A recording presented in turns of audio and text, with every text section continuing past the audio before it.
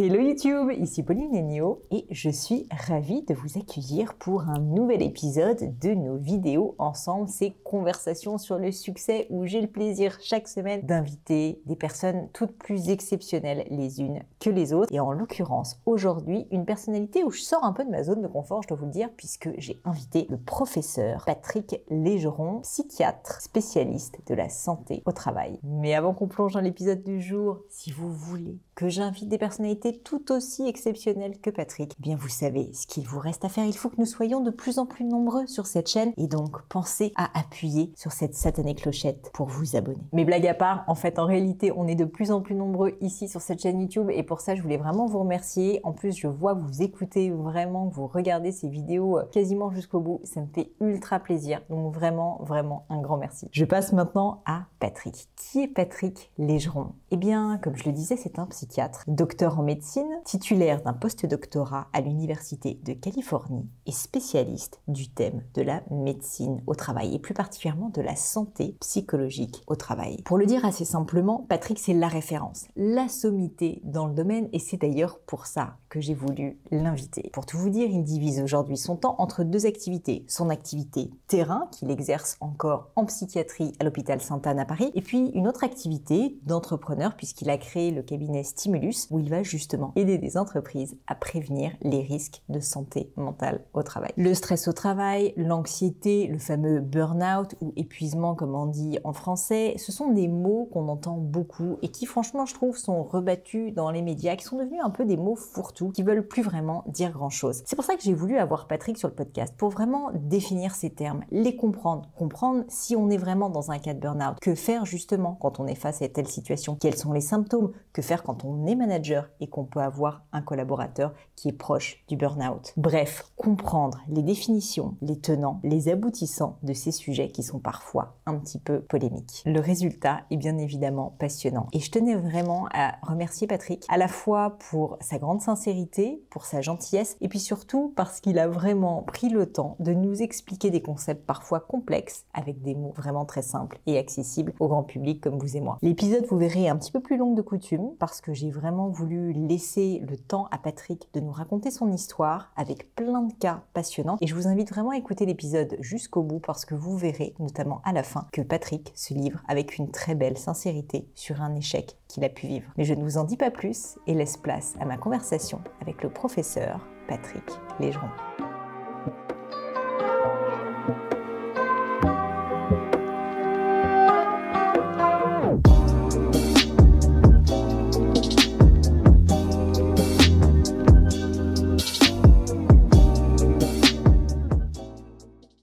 Bonjour Patrick. Bonjour Pauline. Je suis ravie de vous accueillir sur le podcast, sur Le Gratin. Merci d'avoir accepté cette invitation. Avant de rentrer dans le sujet du stress, de l'anxiété, où on peut se dire que c'est parfois des sujets un petit peu douloureux, je voulais commencer par parler de votre parcours, Patrick, comprendre qu'est-ce qui a suscité votre vocation, où est-ce que vous êtes né, comprendre votre enfance. Donc, est-ce qu'on pourrait, s'il vous plaît, commencer par le commencement et que vous me disiez, Patrick, mon cher Patrick, quels ont été vos débuts? Où est-ce que vous êtes né? Voilà, comment a été votre enfance d'une certaine manière? Écoutez, je suis né dans la ville où a été brûlée Jeanne d'Arc, à Rouen. Je suis resté pas très longtemps parce que mon père était fonctionnaire, donc on a beaucoup bougé. Donc ensuite on a habité au bord de la mer. J'ai très bon souvenir, c'était Saint-Valery-en-Caux, une plage de galets. On se faisait beaucoup mal aux pieds en allant se baigner dans la mer. Et puis ensuite mon père a beaucoup voyagé de par son métier. On s'est retrouvé à Orléans. Et il a fini sa carrière à Nantes où j'ai passé mes études de médecine. En plein mai 68, donc j'ai des souvenirs assez intéressants de la médecine en pleine révolution. J'étais d'ailleurs un peu militant puisque j'étais le représentant de la faculté de médecine aux États généraux de la Sorbonne en 68. Donc je ne jetais pas des pavés sur les CRS, mais j'étais un peu contestataire dans un environnement médical qui était encore les mandarins. Enfin, ça a un petit peu changé, mais il a fallu un peu mai 68 pour bouleverser ça. Donc j'ai fait toutes mes études de médecine.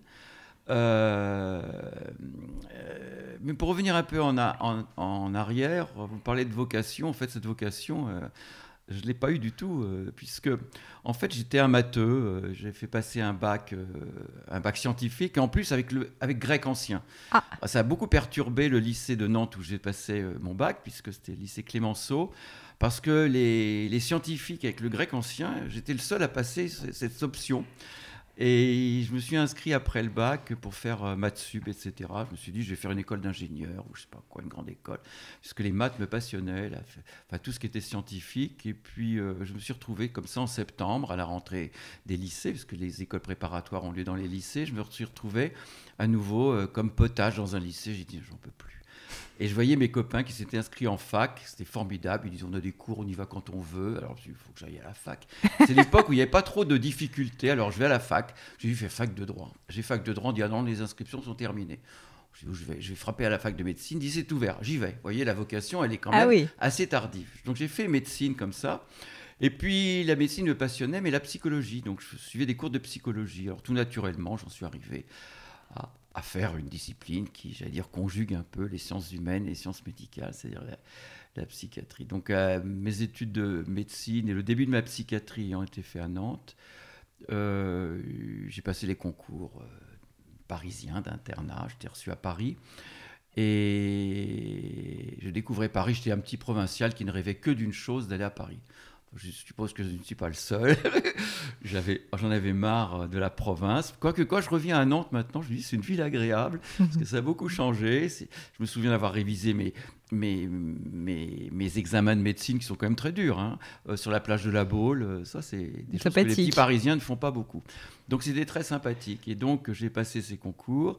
Je suis arrivé à Paris et j'ai découvert évidemment dans l'univers de la psychiatrie des choses passionnantes, des choses étonnantes puisque j'ai eu, j'allais dire la chance, je ne sais pas si la chance, en tout cas l'opportunité de commencer ma psychiatrie dans le service où M. Jacques Lacan officiait.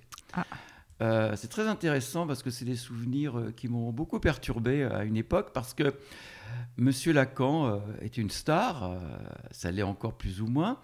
Et dans ces années 70, fin des années 70, il tenait des conférences où on se bousculait dans le service de psychiatrie où j'étais à l'hôpital Sainte-Anne. Et il tenait des propos que je ne comprenais absolument pas. Je regardais mes confrères, mes jeunes internes en psychiatrie, qui hochaient la tête d'un air entendu. Je dis, je dois être débile. Alors moi aussi, je hochais la tête pour montrer évidemment que je comprenais tout ce qu'il dit. Je ne comprenais rien. Je ne comprenais rien, et jusqu'au jour où finalement des psychiatres américains, puisqu'ensuite j'ai eu une bourse de recherche aux États-Unis qui m'ont permis de découvrir une autre psychiatrie, ils m'ont expliqué que Lacan c'était du vide. Surtout personne ne comprenait rien, je pense. Ouais, et que c'est un imposteur. Et je me souvenais d'un conte d'Andersen qui m'avait beaucoup plu, qui s'appelait Les habits neufs de l'empereur. Et Les habits neufs de l'empereur, qui est un superbe conte d'Andersen, il n'a pas écrit que La petite sirène ou des choses comme ça. C'est l'histoire d'un empereur qui veut le plus bel habit du monde. Et donc, il y a un couturier qui lui dit « Je vais vous tisser un tissu extraordinaire, mais il n'y a que les gens intelligents qui le voient. Les autres ne peuvent pas le voir tellement c'est beau. » Et il tisse un truc et le roi, il ne voit rien parce que c'est un tissu. Et tout le monde dit « Oh, que votre habit est beau, monsieur l'empereur. » Jusqu'à temps qu'un petit garçon dise « Mais le roi est nu. » Parce qu'en fait, tout le monde faisait semblant de croire, puisqu'on avait dit que c'était que les gens intelligents qui pouvaient voir la richesse du tissage et que les autres n'y voyaient rien. Et donc, je me suis dit, mais le roi est nu. Et donc, à ce moment-là, j'ai orienté ma psychiatrie complètement différemment. Et je suis parti aux États-Unis, où là j'ai rencontré une psychiatrie qui n'était plus du tout philosophique, qui était plus littéraire, mais qui était très médicale, c'est-à-dire les maladies mentales étaient abordées comme les autres maladies, avec des symptômes, avec des traitements, des évaluations, on voyait ce qui marche et ce qui ne marche pas. C'est-à-dire il y avait des études contrôlées, des groupes contrôles, donc on testait à la fois les psychothérapies et des choses, et je me suis orienté vers plus ce qu'on appelle les approches cognitives ou les approches cognitivo-comportementales, et j'ai abandonné. Donc la psychiatrie à Paris m'avait complètement perturbé, puisque je me disais mais je ne comprendrai jamais du tout voilà. Et puis j'ai commencé une psychiatrie alors aux États-Unis avec un choc culturel fondamental. Imaginez la fin des années 70, début des années 80, Los Angeles, LA, la cité des anges. Un campus qui ressemblait pas à celui de Jussieu ni à celui de Paris, complètement tagué, des réfectoires moches où on mange mal, dans les palmiers, des grands espaces. Mon professeur de psychiatrie m'a demandé de l'appeler Bob tout de suite. J'ai sursauté. Oui, ça ne devait pas être le cas de Jacques Lacan. Non, et puis mon patron de psychiatrie à Paris, qui était un grand nom, il a été président de l'Association mondiale de psychiatrie, le professeur Pichot, qui est décédé depuis pas très longtemps. Mais je me souviens qu'il fallait prendre rendez-vous avec lui. Quand on arrivait, c'était monsieur le professeur. Il avait son nœud papillon, enfin, le mandarin typique. Et Bob, justement, mon professeur de psychiatrie, qui était un grand nom de la psychiatrie nord-américaine, venait faire ses cours en Bermuda. Enfin, le choc était complet, hein, je peux vous dire. Et le choc aussi de ma discipline, parce que là, j'avais une psychiatrie très médicale, très scientifique, travaillant sur les neurosciences, et non pas sur le discours du discours, l'inconscient freudien, tout ça. Et donc, ça m'a beaucoup marqué. Je suis resté pas mal de temps aux États-Unis, avec une belle bourse que m'avait donnée la Fondation pour la recherche médicale. Et j'hésitais à revenir en France. Mais j'adore la côte ouest américaine, mais bon, quand on voit Paris, quand on voit la culture, les restaurants, le style de vie, bon, j'ai décidé de revenir en France. Et puis, j'ai commencé ma psychiatrie tranquillement. Jeune interne à Sainte-Anne, en terminant mon internat à Sainte-Anne, et nourri à la psychanalyse quand même, parce que même si Lacan m'avait un peu désarçonné, en psychanalyse, il n'y a pas que Lacan, il y a toutes les œuvres de Freud. Et là encore, deuxième choc, j'ai eu beaucoup de chocs dans ma vie, mais ça m'a beaucoup secoué, c'est que je commence à prendre en charge des patients, et ça, alors je les allonge pas tous, parce que le psychiatre n'allonge pas tous ses patients, c'est des fois en face à face comme avec vous, et on discute, et moi je me suis dit, ils vont me parler de leur femme, de leur maîtresse, de leur sexualité. Non, de quoi ils me parlent? De leur boulot. De leur boulot, j'avais jamais lu ça, moi. Parce que pour moi, la psychiatrie, les troubles psychologiques, c'est l'inconscient, le complexe d'Édipe, etc. Ils me parlent du boulot, c'est-à-dire de leurs patrons, de leurs collègues, de leurs clients. Mais je me suis dit à ce moment-là, on était fin des années 70, j'étais revenu des États-Unis, je me suis dit, mais finalement, le travail, c'est quelque chose qui impacte le psychisme humain. Autant que la sexualité freudienne, autant... Et je me suis dit, mais intéressant tout ça.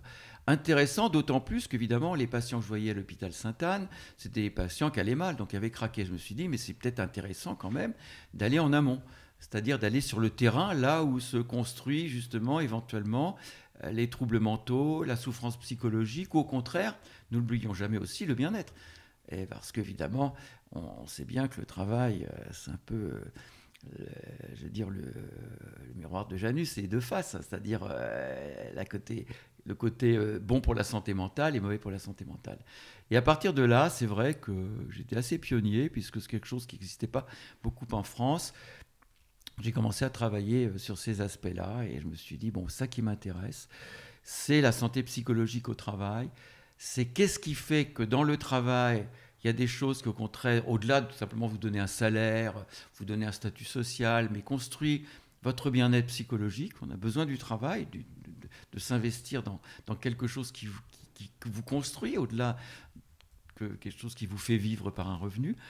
Ou pourquoi c'est quelque chose qui, progressivement, peut détruire le psychisme humain et faire rentrer les gens dans des grandes souffrances. Et déjà à l'époque, on n'en parlait pas autant que maintenant, hein. Je vous dis, on est début des années 80. Tous les termes dont on parle beaucoup, le stress, le burn-out, les risques psychosociaux, la souffrance, l'épuisement, on n'en parlait pas beaucoup, mais déjà on commençait à voir des choses, et donc je me suis spécialisé donc assez vite, c'est maintenant quasiment 40 ans que je suis spécialiste, j'allais dire, de ce qu'on peut appeler la santé psychologique au travail, la santé mentale au travail. J'ai 1000 questions pour vous, Patrick. J'ai 1000 questions pour vous. C'est fascinant. Alors déjà, peut-être, pour quelqu'un de néophyte comme moi, est-ce que vous pourriez m'expliquer qu'est-ce que c'est justement que la thérapie comportementale et cognitive? Vous savez, en simplifiant au maximum, mais moi j'aime bien la pensée des anglo-saxons, c'est ce que j'ai appris, c'est qu'ils simplifient. L'intelligence anglo-saxonne, c'est dire, vous savez, c'est 1, 2, 3. L'intelligence française, c'est de prendre un grand tableau et de mettre des flèches dans tous les sens. Et oh là, c'est plus compliqué que vous n'imaginez. Donc, moi, je simplifie. Je vous rejoins. Je simplifie. Et ce qui est bien, c'est que je cite souvent dans cette démarche d'esprit Paul Valéry, qui, tout le monde sait, n'est pas un Yankee. Et Paul Valéry disait « Ce qui est simple est faux, mais ce qui ne l'est pas est inutilisable ». Donc je trouve que le pragmatisme nord-américain, on dit souvent les Américains sont un peu simplistes, etc. Enfin, ils ont quand même tous les prix Nobel, n'oublions pas. Mais c'est parce qu'ils ont une pensée très simplificatrice. Ouais. Et c'est vrai que la simplification est réductrice, mais qu'en même temps, elle est pragmatique et elle permet d'agir. Parce que la complexité du chaos cosmique, etc., intellectuellement, ça nourrit l'esprit, mais qu'est-ce qu'on en fait ensuite? Voilà, alors, en simplifiant, je dirais, la psychiatrie est traversée par plein de courants, c'est sa richesse. Disons qu'il y a 3 gros courants. Alors, je ne cite pas dans un ordre d'importance, mais il y a un courant très ancien, qui est le courant psychanalytique et psychodynamique, c'est-à-dire que finalement, l'individu se construit, des fois même, pour certains tenants de la psychanalyse, dès le fœtus, dans une relation à l'autre, en particulier une relation avec les parents, à travers des mécanismes comme le transfert, le complexe d'Édipe, des choses comme ça. C'est-à-dire qu'on construit à travers des pulsions, on construit comme ça sa personnalité, et des événements de vie peuvent bien sûr un petit peu progressivement les modifier, mais ça c'est la première théorie. Autant vous dire que les 3 théories se complètent, même si elles sont très différentes. La deuxième théorie, c'est une théorie beaucoup plus moderne qui est très alimentée par la recherche contemporaine, c'est celle des neurosciences. C'est-à-dire que la maladie mentale, c'est un peu comme une maladie cardiaque, c'est-à-dire qu'il peut y avoir des hormones qui dérapent, des tumeurs ou des fonctionnements. Après tout, le cerveau et la recherche en neurosciences, l'imagerie cérébrale nous montre qu'on peut avoir des anomalies. Et c'est intéressant de voir que des pathologies et des maladies mentales qui pendant longtemps étaient considérées comme des troubles de la relation de l'enfant avec la mère, comme par exemple l'autisme, eh bien maintenant sont rentrées quasiment comme une maladie génétique avec une perturbation du fonctionnement du cerveau, comme on peut avoir une perturbation du fonctionnement du foie ou des reins, etc. Ça, c'est la deuxième théorie. Et puis une troisième théorie qui vous explique, et ça c'est les théories plus comportementales et cognitives, c'est-à-dire que finalement notre savoir-faire s'acquiert progressivement par des apprentissages successifs, c'est-à-dire des conditionnements, des apprentissages, des expériences, et nous apprenons à, par exemple, avoir des modes de raisonnement dépressifs ou des modes de raisonnement contraire optimistes. Nous apprenons à avoir des rituels quand on a un trouble obsessionnel ou des phobies par apprentissage. Ce sont des théories, autant les premières analytiques, c'est des théories, j'allais dire, de l'inconscient. Les neurosciences, c'est des théories de l'organe cerveau. Et là, c'est théories de l'apprentissage. Et donc... Voilà, donc on conçoit évidemment que les solutions sont différentes. La psychanalyse, c'est en effet de revivre des instants à travers le transfert, la cure psychanalytique. Les neurosciences, c'est plutôt basé sur les médicaments. La psychopharmacologie qui agit sur les substances du cerveau. Et puis la troisième, c'est plutôt des réapprendre des modes de fonctionnement. Et donc les TCC, donc je suis un partisan, enfin on appelle ça les TCC, je suis un TCCiste, les thérapies comportementales et cognitives.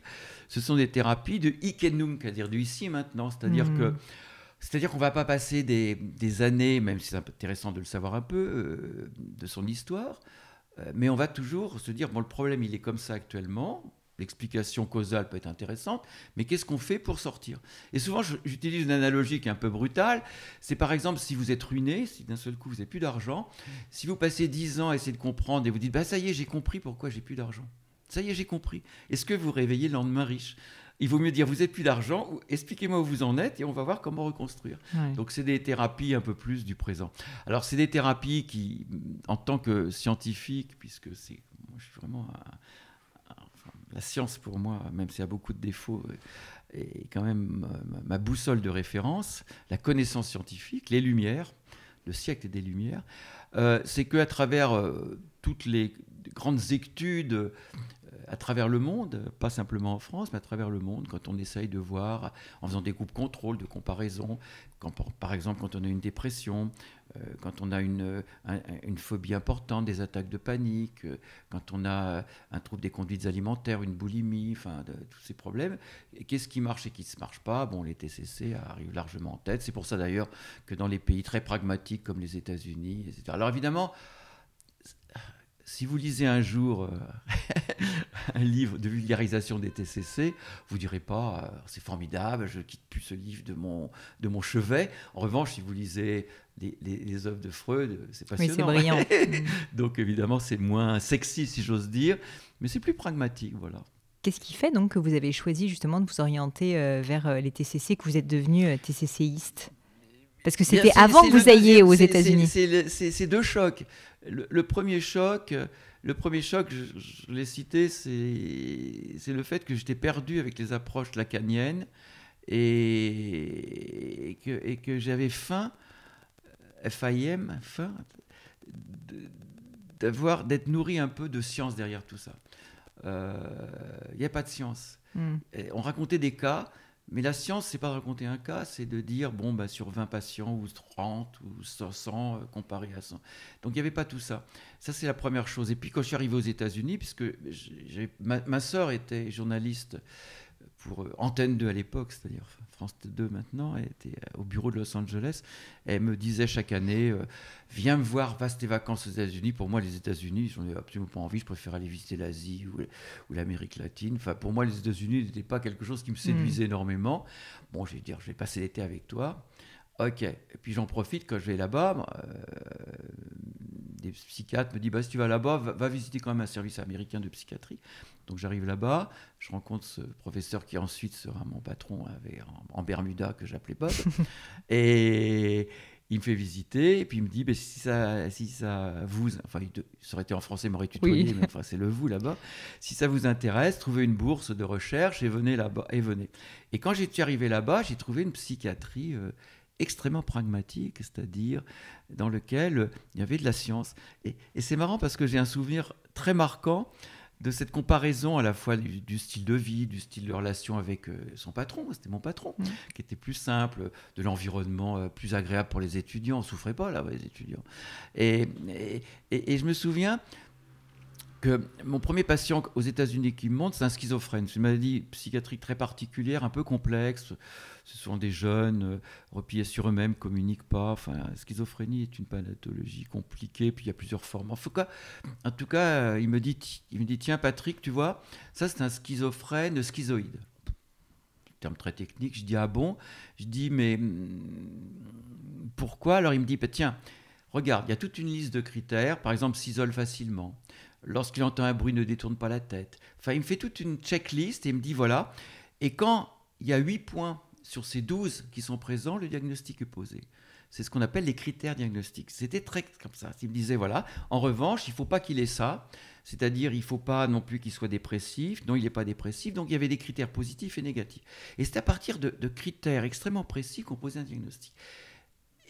Et là, le choc a été brutal parce que je me souviens avoir posé la même question à mon patron en France. Je lui avais dit, mais à quoi vous voyez que c'est un schizophrène? Et il m'avait répondu, je le sens. C'est-à-dire cette espèce d'intuition, de subjectivité. Et moi, ce que j'ai aimé dans la psychiatrie scientifique, celle qui maintenant, depuis les années 80, c'est quand même largement répandue dans le monde, qui est la psychiatrie universitaire. Maintenant, vous allez en psychiatrie, dans les grands services de psychiatrie universitaire français, c'est comme ça. C'est qu'on est dans une approche extrêmement rigoureuse et scientifique, c'est-à-dire des pathologies un peu subjectives, on les objective à travers des questionnaires de cotation, des choses extrêmement sérieuses. C'est-à-dire on a fait rentrer la psychiatrie dans de la science au sens de l'évaluation, de la quantification, de la rigueur, etc. Et donc les TCC, j'ai retrouvé dans les TCC cette approche. C'est une approche d'abord de psychologie évaluative. Il y a beaucoup de dimensions, de questionnaires, d'évaluation, de validation, de recherche, donc j'allais dire, c'est la psychiatrie scientifique. Alors, je comprends le débat. Parce que beaucoup de mes confrères psychiatres, qui ne sont pas de mon courant, mais avec qui je m'entends très bien, parce que justement la richesse de la confrontation est formidable, me disent oui, mais peut-on faire entrer le psychisme humain dans le moule de la rigueur scientifique? Et je dis oui, c'est vrai, mais moi ça fait longtemps que j'ai abandonné la posture d'un philosophe. Je vois bien à l'hôpital, moi je suis un soignant. Et finalement, ce que demandent les patients, c'est d'aller mieux, c'est de ne plus avoir leur rituel, de ne plus avoir leur crise d'angoisse, et que cette espèce d'obsession, j'utilise le mot volontairement, d'obsession de guérir les gens est important. Alors c'est peut-être un peu désastreux parce que on peut souffrir en tant que psychiatre, mais je me souviens d'un article qui avait été méchant sur les TCC, parce qu'il y a eu beaucoup d'articles de presse méchants. Ça s'est un peu calmé, mais dans les années 80, 90, il y avait beaucoup d'articles méchants. Et je me souviens d'un article dans Libération qui avait une méchanceté absolue. Ils avaient marqué ces psychiatres qui ont la rage de guérir. Et j'ai pas compris où était la critique derrière là, parce qu'on dirait un cardiologue qui a la rage de guérir votre infarctus. Donc il y avait, c'est-à-dire qu'on était obsédé par la guérison. Et c'est vrai que des gens comme Lacan, déjà ça me déstabilisait beaucoup, déjà disaient à l'époque, et Freud aussi d'ailleurs, il disait la guérison viendra de surcroît. C'est-à-dire l'objectif c'est pas guérir, c'est-à-dire la guérison arrivera comme ça.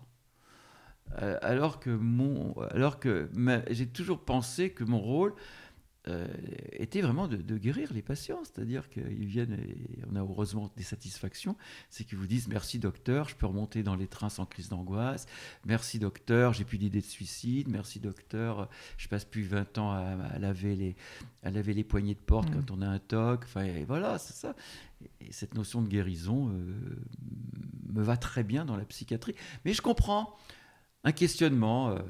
J'étais nourri au début, vous savez.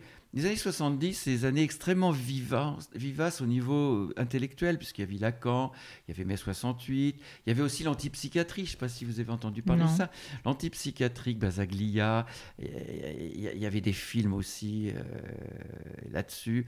Et l'antipsychiatrie avait été quelque chose d'intéressant intellectuellement, c'est-à-dire que le monde est fou. Le monde est fou. Moi, qu'on ferait le même diagnostic encore aujourd'hui. Et les gens qui sont malades mentaux sont évidemment des gens bien. Parce que être bien portant dans un monde de fous, c'est délirant. Encore, être malade dans un monde de fous, c'est que vous avez la raison. Donc, en fait, le malade mental était réhabilité comme finalement la personne normale. Donc il ne fallait pas les guérir, c'est la société qu'il fallait guérir, etc. Et ce n'est pas inintéressant intellectuellement, c'est sûr. Ouais. C'est pas inintéressant. Et pour le burn-out, dont je suis devenu un spécialiste, la question est là. Est-ce qu'il faut soigner les gens ou est-ce qu'il faut soigner le travail ? C'est ça aussi la question qui se pose. Mais il y avait cette effervescence, et alors j'ai pris un camp. Donc je pense que les gens ont besoin... Vous savez... Moi, ce qui me frappe le plus dans la maladie mentale, c'est que la maladie mentale, c'est quelque chose, évidemment, un fonctionnement psychologique très particulier par rapport aux gens qu'on dit normaux. Mais ce qui me frappe le plus, c'est quand même leur souffrance. Parce que si à délirer, à être comme ça, vous vous sentiez bien, mais c'est de la souffrance, ces gens-là, ils souffrent. Et donc, c'est quand même un des critères importants. Et notre rôle, c'est quand même d'alléger la souffrance, quand même.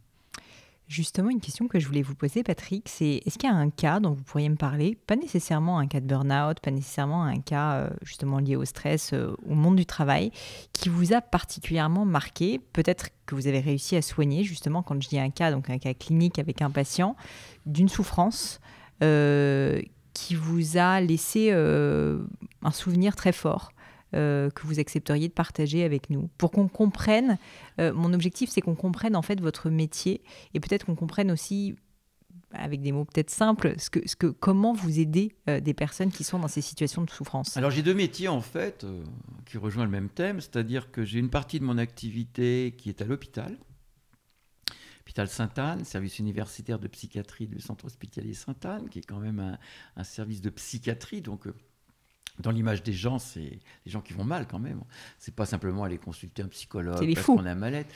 Oui, j'ose pas utiliser le mot fou parce que c'est un mot très stigmatisant et c'est des gens comme vous et moi. Enfin, moi, je suis pas sur les délirants, ceux qui entendent des voix. Je suis sur des gens qui, comme vous, comme moi, 6 mois avant ou 1 an avant, je veux dire, n'envisageaient même pas devoir aller là. Donc, je travaille là et je travaille aussi dans les entreprises, c'est-à-dire à essayer de voir un peu comment l'organisation du travail, comment le management, comment la manière dont le travail est demandé d'être fait aux personnes, que ce soit d'ailleurs des salariés, des employés, des cadres, des managers ou même des dirigeants. Donc j'ai un travail des deux. Alors pour revenir à cette partie, j'allais dire, la plus tardive, c'est-à-dire lorsque la maladie a frappé, j'ai été amené à rencontrer évidemment énormément de personnes. Et il y a beaucoup de cas qui se ressemblent, il y a une certaine similitude de cas. Bon, vous demandez, j'essaie de... Et je pense en effet à quelqu'un, mais ça pourrait être une autre personne, parce que ce n'est pas exceptionnel le cas que je vais vous raconter. C'est en effet un cadre bancaire qui a fait une grande école de commerce, qui à 40 ans, 45 ans, a accédé à des très grandes responsabilités dans un grand groupe bancaire, à l'international, etc. Et qui, ça c'est l'histoire qu'il m'a racontée, qui a commencé un petit peu à avoir de plus en plus de responsabilités. Et il les a pris avec le plus grand plaisir. Parce qu'il a développé en effet une espèce d'addiction, de plaisir à travailler, parce qu'il avait un métier intéressant. Et il s'est investi de plus en plus, avec beaucoup de signes qui apparaissaient. À peu près dans les 6 mois précédant son épuisement et son cas de burn-out qui a nécessité d'ailleurs une hospitalisation. Dans les 6 mois précédents, il a commencé à ressentir énormément de choses. Des signes physiques variés, digérer mal, des pannes sexuelles. À 45 ans, il s'est précipité chez un sexologue en disant qu'est-ce qui se passe. Et en effet, toutes les manifestations physiques qu'il avait, c'était évidemment un stress beaucoup trop élevé. Au niveau relationnel, émotionnel, il est devenu impatient, il ne supportait plus rien quand les choses se passaient mal, et il se mettait en colère facilement, il dormait mal, etc. Il a commencé à prendre un petit whisky le soir, et des trucs comme ça. Donc progressivement, s'est construit ça. Et quand je l'ai vu arriver, il m'a expliqué que, comprenant un petit peu qu'il n'arrivait plus tellement à faire face à toutes ses obligations, au lieu de freiner la machine qui était emballée, il a commencé à remettre un coup d'accélérateur, c'est-à-dire qu'il a retravaillé encore plus, il a emmené plus de dossiers chez lui, etc. Jusqu'au jour où il a craqué. 2 ans d'arrêt. 2 ans d'arrêt. 2 ans d'arrêt. 2 ans d'arrêt. Et progressivement, il se reconstruit. Il se reconstruit avec l'arrêt de travail, avec des traitements médicamenteux, il faut souvent des antidépresseurs, tout le monde connaît le Prozac ou le Deroxate, et une psychothérapie pour reconstruire les émotions. N'oublions jamais que le mot burn-out, dont la traduction française est très compliquée, parce que c'est plus qu'un épuisement, c'est aussi un cramage, si on peut dire, le mot burn, des émotions, il n'y a plus rien. Vous savez ce qui est intéressant dans le burn-out, il y a eu beaucoup d'images, c'est un peu comme, vous savez, ces grands immeubles haussmanniens qu'on voit dans Paris, la façade est magnifique, mais on a tout détruit à l'intérieur pour reconstruire. Il n'y a plus rien, il y a une belle façade. Donc lui, la façade ouais. Et à l'intérieur, tout était brûlé. C'est la brûlure qui vient de l'intérieur et qui s'extériorise. Voilà. Donc il fallait donc une reconstruction aussi émotionnelle, et c'est vrai que les thérapies comportementales et cognitives travaillent beaucoup sur les émotions, comment reconstruire les émotions, de quelqu'un qui n'a plus rien. Vous savez, il y a une espèce de cynisme à la fin, parce que les émotions ont tellement brûlé que, par exemple, les gens ne ressentent plus rien. Moi, je vais revenir au cas de ce monsieur cadre bancaire supérieur, mais je pense à une infirmière, enfin une responsable d'infirmière dans un hôpital qui a fait un burn-out, et depuis l'émotion, elle me disait, je voyais les gens mourir, ça me faisait plus rien, j'étais comme une machine. La misère des gens, c'est du cynisme. Elle est vidée, quoi. Elle est vidée, c'est pas simplement vidée en forme physique, etc. Donc lui, il a fallu le reconstruire. Et ce cas est assez typique parce que je me suis beaucoup battu en lui disant, parce qu'il avait un très beau métier, un beau salaire, des beaux contacts, une belle vie sociale, parce que quand on est un cadre bancaire supérieur dans des grandes structures, il était dans des clubs, des trucs, il avait toute une vie sociale extrêmement riche, il avait des abonnements à l'opéra, enfin tous ces trucs. Donc il avait une vie sociale, et donc mon objectif à moi, et je me suis complètement planté, mon objectif à moi, c'était de le reconstruire psychologiquement, et en effet on s'en sort. C'est des fois long, j'ai envie de dire aux gens, si les gens s'en appellent, voyez quelqu'un avant d'avoir craqué complètement, parce que lui, il a attendu le dernier moment, parce que d'abord, l'idée même de craquer, lui était insupportable, parce qu'il pensait qu'il n'était pas à sa place, qu'il était un imposteur. C'est-à-dire, si je craque en faisant ce métier-là, c'est que c'est pas ma place. Je suis un imposteur. Il faut que je trompe les gens pour faire croire que je suis légitime au poste qu'on m'a confié. Donc, mon objectif, c'était de le reconstruire, c'est-à-dire qu'il aille bien psychologiquement. Et au bout de 2 ans, avant 2 ans, mais au bout d'1 an et demi, déjà, ça allait mieux. Puis au bout de 2 ans, c'était bien. Et je lui ai dit, bon, écoutez, maintenant, avant, je lui interdisais de l'envisager. Vous allez reprendre une vie professionnelle. Et mon objectif, c'était qu'il... Et je lui dis, comme il allait mieux, on se voyait tous les 15 jours. Et au bout de 15 jours, il revient. Je lui dis donc, vous avez commencé une démarche professionnelle. Et c'est là que ça m'a complètement abattu. Non pas abattu, mais parce que je pensais qu'il me dirait, oui, j'ai repris contact, je vais retravailler à la banque. Il m'a dit, non, avec un ami, on s'associe et on vend du bio dans le 19e arrondissement. Et je me suis dit, mais oui. Je réalisais, même si je l'avais déjà lu, que ces gens-là qu'on reconstruit, on les reconstruit pas simplement psychologiquement, mais on leur rouvre d'autres voies que celles qu'il était tracées depuis qu'il avait passé ces concours de cette grande école de commerce qu'il avait mis ensuite sur les voies bancaires, etc. Oui, il s'autorise aussi autre chose. Voilà. Et j'allais dire, il a fait ça, je vais pas dire contre mon gré, parce que je l'ai jamais obligé, mais le projet que j'avais avec lui, c'était vraiment le projet de le remettre sur les rails. Et c'était un peu un projet trop normatif. Et c'est lui, peut-être, qui m'a bien challengé en me disant, il ne me l'a pas dit, mais dans sa tête, il devait y avoir ça. Merci docteur, vous m'avez aidé psychologiquement, mais c'est moi qui me suis débrouillé socialement ou professionnellement. Et tant mieux, parce que, vous savez, nous, psychiatres, on n'est pas là pour guider les gens dans leur vie. Parce que évidemment, la vie des gens, leurs relations, ça joue dans le psychisme, mais n'envahissons pas tout. Que les gens aient encore leur libre arbitre pour faire ça. Et finalement, le fait qu'il m'ait fait j'allais dire de manière un peu triviale, un bras d'honneur concernant sa réinsertion professionnelle et son retour à une activité. Alors j'ai de temps en temps des nouvelles de lui, comme ça. Il est heureux. C'est le principal. Ben oui, c'est le principal. Il gagne beaucoup moins d'argent. Mais il est heureux. Ben oui, évidemment, c'est ça. Vous avez parlé, en parlant de ce monsieur, du fait qu'il avait craqué. Et j'ai l'impression qu'il avait craqué sérieusement, puisque vous dites que ça a duré 2 ans. Ouais. Moi-même, j'ai jamais vécu de burn-out. Et si je suis tout à fait honnête, j'ai jamais réellement vécu le burn-out de quelqu'un que je connais suffisamment bien pour savoir quels sont les symptômes, quels sont chimiquement ou physiquement, voilà, les choses qui se passent. Je sais que vous êtes complètement spécialiste, évidemment, de ce sujet. Est-ce que vous pourriez nous dire concrètement, voilà, c'est quoi un burn-out et comment est-ce qu'on sait qu'on est en train d'y arriver et qu'on doit justement venir vous voir ou quelqu'un de... En fait, le burn-out, en simplifiant aujourd'hui nos connaissances, parce que c'est pas entièrement très clair, hein. Il faut reconnaître que la science, et en particulier la science médicale et psychiatrique, est encore imparfaite. On le voit bien actuellement aussi, qu'on n'a pas réponse à tout. Mais on a quand même quelques idées. C'est le processus ultime du stress. Le stress, c'est quoi ? C'est une réaction normale que nous avons dès qu'on se trouve dans une situation où il y a un challenge, une contrainte, une nouveauté, un danger, etc. Là, je suis sans doute un petit peu stressé devant vous. Ça ne se voit pas. Voilà, l'étudiant qui passe un oral, vous avez un client important que vous devez rencontrer pour votre marché, vous avez un embouteillage et vous avez un rendez-vous qui va vous remettre en... Enfin, tout le monde connaît le stress. Le stress, c'est normal. D'ailleurs, ça nous mobilise et c'est quelque chose de bien. C'est l'adrénaline qui est une substance utile. C'est quelque chose que nous partageons avec tous les animaux. Beaucoup d'études de compréhension du stress ont été faites sur les souris parce qu'elles ont le même système que nous, elles ont les mêmes hormones, les mêmes structures biologiques, à savoir les glandes surrénales, enfin tout ça. Donc c'est une réaction normale. Le problème du stress, c'est quand il va se chroniciser. C'est-à-dire qu'au lieu d'être une fois de temps en temps, là, en sortant de chez vous, là, sauf s'il pleut trop, je serai déstressé. J'ai l'impression d'être horrible, Patrick. Non, il faut un peu de stress, justement.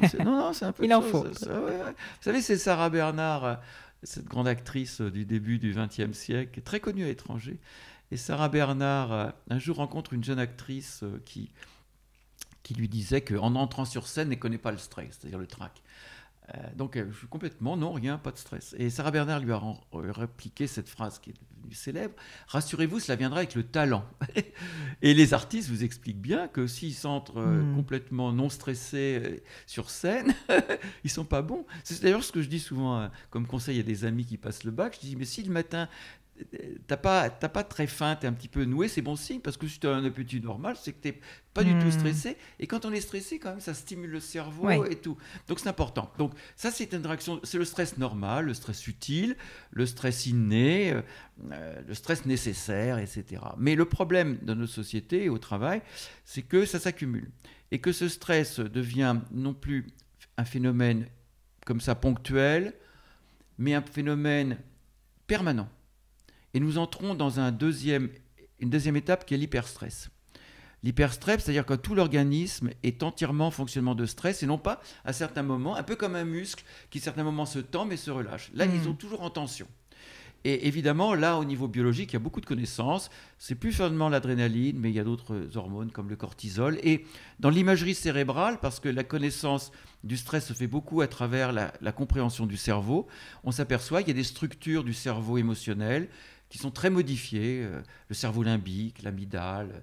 Enfin, je ne vais pas rentrer dans les connaissances, mais là, on entre dans un système où l'organisme est en tension permanente, sans que les gens forcément s'en rendent compte, parce que un peu comme un poisson qui est dans l'eau, il ne se rend pas compte qu'il est mouillé. Les gens ne se rendent pas compte parce que c'est leur mode du matin au soir. Il n'y a plus d'éléments en comparaison. Mais c'est devenu un mode de fonctionnement. C'est un mode de fonctionnement, c'est un mode d'état de l'organisme qui n'attire plus l'attention. Enfin, qui attire plus l'attention, oui et non. Parce que cette notion d'hyperstress se caractérise par beaucoup de signaux quand même. Des signaux physiques auxquels j'ai déjà fait allusion. Et c'est vrai que quand vous commencez à avoir des palpitations, des sueurs, des moments où vous respirez plus mal, où vous avez des problèmes de digestion, ou lorsque vous avez des pannes sexuelles, tous ces problèmes physiques doivent altérer. Puis aussi beaucoup de modifications émotionnelles. Vous êtes facilement irritable, vous supportez plus grand-chose, vous inquiétez pour un détail, vous êtes des fois découragé, puis des comportements, j'allais dire, addictifs, parce que la plupart des burn-out, et le cas que je relatais, c'est quelqu'un qui s'était aussi précipité sur son petit verre de whisky, qui commençait un peu à prendre un peu trop, et puis d'autres cas, c'était le recours à d'autres substances, de substances psychotropes, alors certains étant licites, vous prenez du Prozac et d'autres étant moins licites, mais il y a donc il y a quand même pas mal de signes.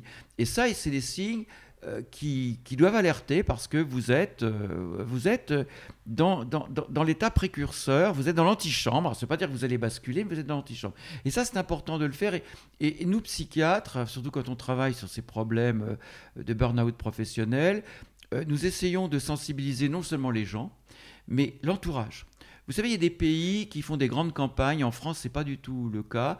Des grandes campagnes à destination des entreprises ou même de la population générale, en disant attention, quand vous avez quelqu'un de proche de chez vous qui est comme ça, vos proches qui est comme ça, il faut lui en parler parce que c'est peut-être le moment de consulter. Puis ensuite, évidemment, la bascule arrive parce que la résistance de l'organisme a certaines limites et on va craquer. Donc là, jamais quelqu'un s'est réveillé un matin en burn-out alors que la veille était bien. Autant vous pouvez être en pleine santé à un moment et une demi-heure après, vous effondrez qu'un infarctus du myocarde alors qu'avant vous allez bien. Et les cardiologues racontent 100 000 histoires où ils ont vu un patient qui allait très bien et on dit non, tout va bien, vous pouvez rentrer chez vous. Et puis une demi-heure après, il avait un infarctus. Parce que ça peut se venir brutalement. Mais le burn-out, c'est jamais ça. Tous, sans exception, au moins 1, 2, voire 3, voire un mois, ont eu des signes annonciateurs qui doivent attirer l'attention. Et nous, ce qui nous étonne le plus, et surtout chez les professions supérieures, pour lesquelles ces manifestations ne sont pas acceptables, sont témoins de leur faiblesse, puisque le mythe de Superman est quand même là, ou de Superwoman, parce que les femmes payent un tribut tout aussi important que les hommes au burn-out, eh bien, ce mythe-là, il faut le détruire, et donc accepter qu'il y a des signes annonciateurs. Et moi, je suis étonné de voir que des gens qui ont quand même des connaissances de minimum ne font pas attention. Je disais à ce cadre, mais regardez ces signes, vous les aviez depuis un mois, au moins, presque 2 mois. Est-ce que si vous aviez craché du sang tous les matins, vous n'auriez pas été consulter quand même quelqu'un en disant docteur, je crache du sang ces matins. Mais là, on peut très bien se trimballer, si j'ose dire, avec des signes pas normaux, récent, inhabituel, sans que ça inquiète ni la personne elle-même, ni son entourage. Là, on est vraiment dans des problèmes aussi d'éducation à la santé, d'information. Alors que, d'après ce que je comprends, si jamais le sujet est traité, et j'imagine qu'il y a des traitements, notamment avec les TCC, mais on peut faire en sorte que le burn-out n'arrive pas, et surtout, du coup, que le temps ensuite de récupération soit beaucoup plus court. Oui, vous savez, à la question, j'étais le co-auteur du rapport de l'Académie de médecine sur le burn-out, sorti en 2016, donc ça fait maintenant 5 ans. Et on a regardé un petit peu toutes les études, elles sont nombreuses, sur le burn-out scientifique. Et on s'est aperçu que les études sur le burn-out concluaient à quelque chose d'important. C'est que le burn-out était expliqué, disons, dans ces 2 tiers, par notre environnement de travail. C'est-à-dire les gens qui ont trop de travail, qui ont des pressions, qui n'arrivent plus à équilibrer leur vie personnelle, professionnelle. C'est équilibré par ça. Mais l'autre tiers, ça dépend de l'individu. Alors je ne dis pas que la personne est responsable de votre burn-out, mais elle a une marge de manœuvre elle-même. Et ce tiers qui est dû à vous-même, eh bien, il est dû à deux grands types de facteurs. D'abord, des facteurs de personnalité. Ce n'est pas les mêmes personnalités qui font un burn-out et les autres. J'allais vous poser la question. Et la deuxième, et voilà, une question très importante. Et l'autre partie de le contrôle qu'on peut avoir soi-même sur la prévention d'un burn-out, c'est j'allais dire, augmenter sa résistance, sa résilience, des thèmes que les gens... Alors, sur les personnalités, c'est sûr. Ce sont les personnalités... Il y a un terrain, d'une certaine manière, favorable. Oui, c'est bien établi. Malheureusement, si on peut dire, c'est le terrain de personnalités qui sont au contraire valorisées. C'est-à-dire les gens qui sont très investis au boulot. Très investis au boulot. C'est-à-dire les gens qui accordent une place extrêmement importante à leur travail. Alors, ce qui est très intéressant, c'est qu'il y a beaucoup d'études européennes concernant toutes ces thématiques, et en particulier les thématiques de la relation que les gens ont avec leur travail. Et il y a une question qui est posée régulièrement à des grands panels comme ça de salariés dans toute l'Union européenne, des panels de 50 000, 100 000, enfin des gros trucs. Et une question très simple, quelle place accordez-vous au travail dans votre vie? Et vous choisissez, chacun d'eux peut faire ce petit test, extrêmement importante, très importante, importante, plutôt importante, jusqu'à pas du tout importante. Et donc vous vous situez. Eh bien, les Français sont les seuls à choisir aussi fréquemment la extrêmement importante. Les Allemands, les Suédois, les Hollandais choisissent plus facilement important ou très important. Donc nous attribuons une place trop importante au travail. Et le surinvestissement au travail, donc la première chose que nous on donne comme conseil, même en prévention dans les entreprises, c'est pas surinvestir le travail. C'est-à-dire le travail est une chose importante, mais il y a d'autres choses dans la vie, d'autres surinvestir ailleurs. Et malheureusement, c'est surtout la maladie, évidemment, de gens qui ont des responsabilités importantes. J'ai jamais rencontré un éboueur ou une caissière de supermarché qui avait surinvesti son travail. Mais quand vous avez des professions intéressantes, je pense aussi, tenez, vous parlez d'un cas, je pense à une femme qui est professeure de médecine. Un peu visible en ce moment, parce que de temps en temps, elle passe à la télé, mais elle n'est pas en infectiologie.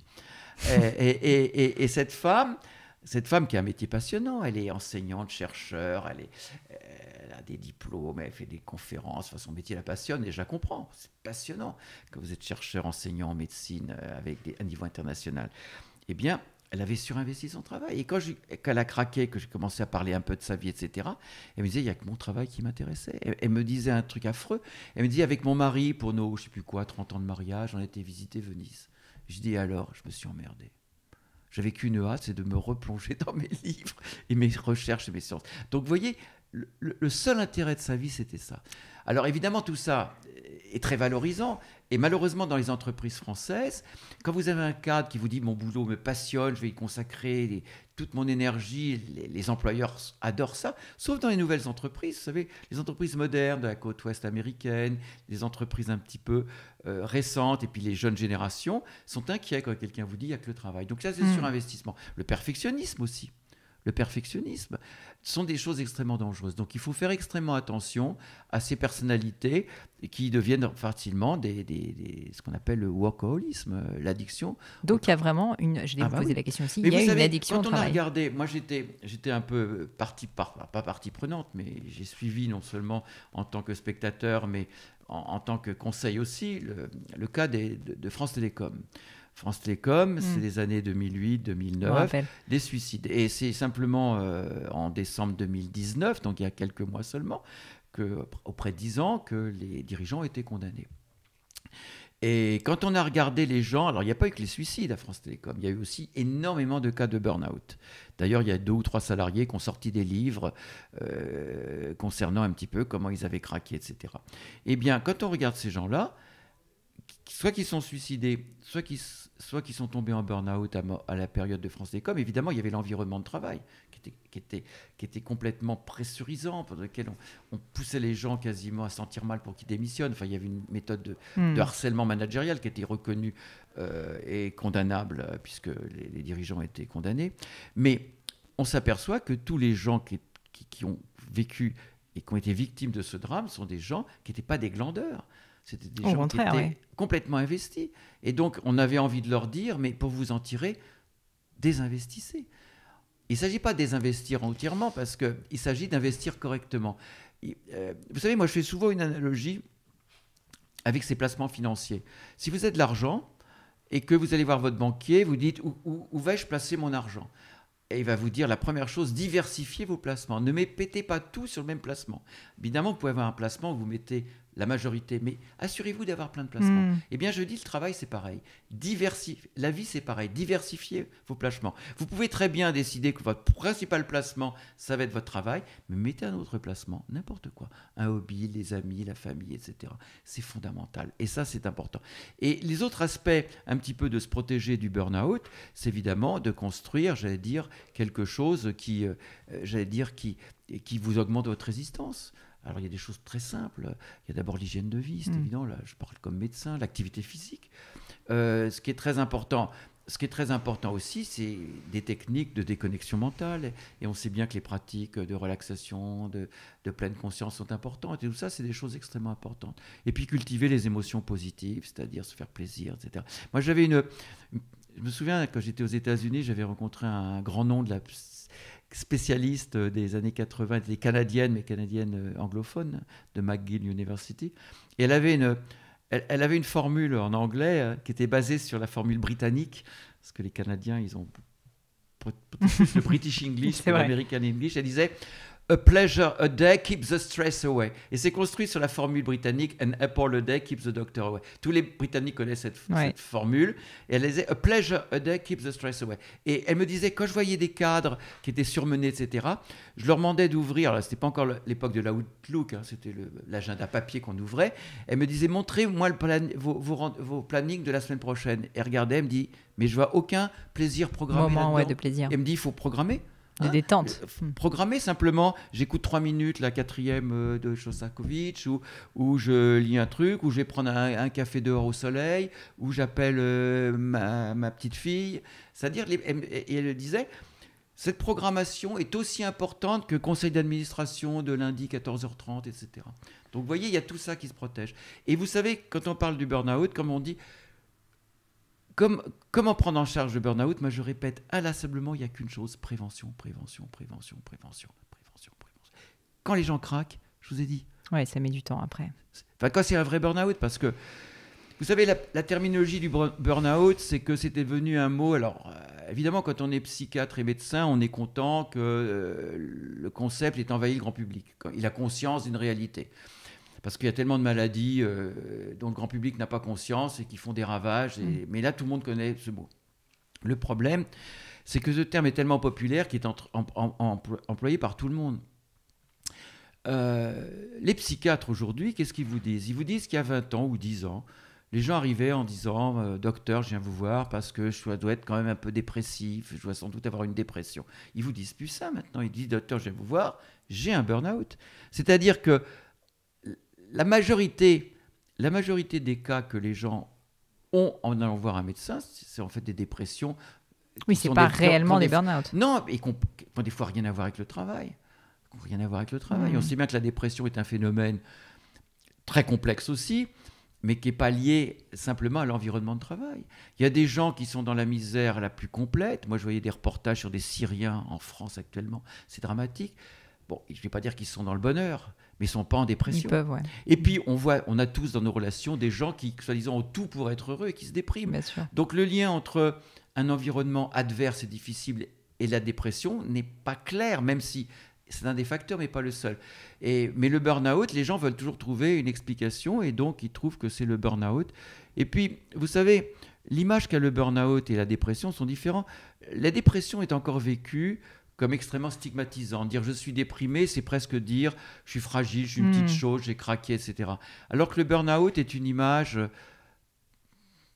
j'ose pas utiliser le mot, mais une image de revendication. Regardez, un peu comme un guerrier qui reviendrait avec un bras en moins. Regardez, j'ai perdu mon bras au combat. C'est-à-dire que cette espèce de victimisation, et le burn-out est plus valorisant socialement, puisque ce n'est pas vous le responsable, c'est le boulot, que la dépression, que ça serait vous qui êtes responsable. Donc vous voyez cette terminologie. Et puis aussi, le problème aussi, c'est que les gens ont tendance à confondre ce que c'est qu'une vraie maladie, un burn-out, une dépression, et simplement un mal-être. Voilà, un épisode passager. Voilà, quand on a un blues, etc., quand on est fatigué, etc. Vous savez, le burn-out, quand on est simplement un peu les chaussettes un peu de blues ou un peu le moral dans les chaussettes, comme on dit, eh bien, des fois, une semaine de vacances, ce truc vous remonte, mais un burn-out, c'est pas remonté. Je trouve ça absolument passionnant, Patrick, et je vois que le temps passe. Allons-y, mais j'ai quand même, pas du tout, au contraire, je veux tout garder, mais j'ai quand même des questions parce que j'ai beaucoup de personnes qui nous écoutent, qui sont des managers ou des dirigeants, qui soit eux-mêmes, je pense, peuvent souffrir d'un potentiel burn-out ou en tout cas d'un mal-être et pas forcément savoir faire la différence d'ailleurs, et ils peuvent aussi avoir dans leurs équipes, évidemment, des personnes. Et en plus, c'est pas forcément mal intentionné de leur part, c'est-à-dire que c'est pas, comme vous le dites justement, forcément dû à une pression de leur part. Parfois, c'est aussi la personne qui a un rôle là-dedans. Et je voulais savoir, quand on est dans ce genre de situation, pour soi ou pour quelqu'un d'autre, bon, déjà, il faut avoir le recul de s'en rendre compte. Mais si jamais on a un doute, qu'est-ce que vous conseillerez de faire ? Quels conseils vous donneriez pratiques à un manager, vous qui les conseillez justement, pour faire cette prévention ? Est-ce qu'il faut dire à cette personne de partir plus en vacances ? Il faut lui dire d'avoir... Enfin, concrètement, qu'est-ce qu'on fait quand on est soi-même ou quelqu'un en face de soi, où on sent qu'elle a plus cette énergie, qu'elle est fatiguée, pas forcément encore à un niveau de burn-out, mais qui pourrait y mener ? Je vais d'abord vous répondre en donnant des chiffres qui sont inquiétants pour la France. Dans les grandes enquêtes européennes, à la question toute simple, votre manager est-il source de stress pour vous ?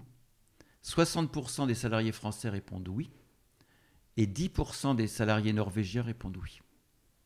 Donc nous avons un vrai problème de management. Je pense qu'on n'apprend pas vraiment, je me permets de le dire, puisque moi-même j'ai été très mauvaise manager par le passé et j'ai appris à l'être à la dure, mais de manière délibérée, parce que je m'en rendais compte, et je pense que beaucoup de managers ne font jamais cet effort. Vous avez raison, les explications sont multiples, j'en vois plusieurs. La première chose, vous l'avez souligné, c'est qu'on n'est absolument pas formé. Dans les écoles dites de management, on apprend tout, sauf le management. On apprend le marketing, la finance, la stratégie, mais apprendre à gérer de l'humain, on ne l'apprend pas. D'accord. Moi, je donne des cours à Sciences Po Paris où je travaille là-dessus. Et c'est assez récemment que de cette belle école française de futurs managers a intégré ce genre de choses. Dans les pays d'Europe du Nord et au Québec, par exemple, j'ai un ami qui est le titulaire de la chaire du management de la santé au travail. C'est-à-dire, depuis 20 ans, il y a une chaire à l'Université Laval qui s'occupe de ça. Donc, il n'y a pas de formation de manager. Ça, c'est la première chose. La deuxième chose aussi, qui est un aspect très culturel.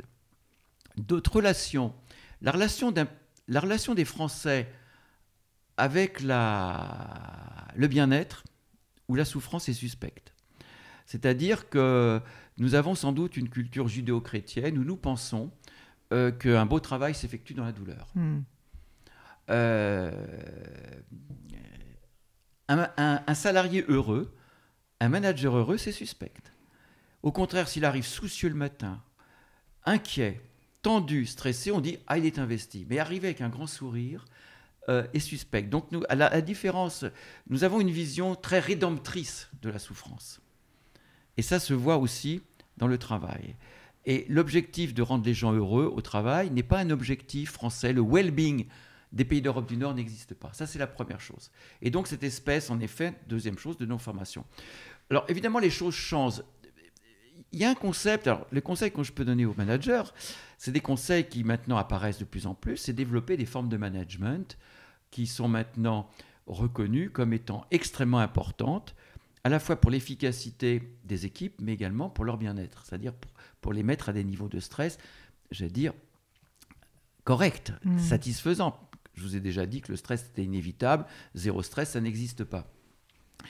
Ce concept est intéressant parce qu'il prend plein de noms. Le care management, le management bienveillant.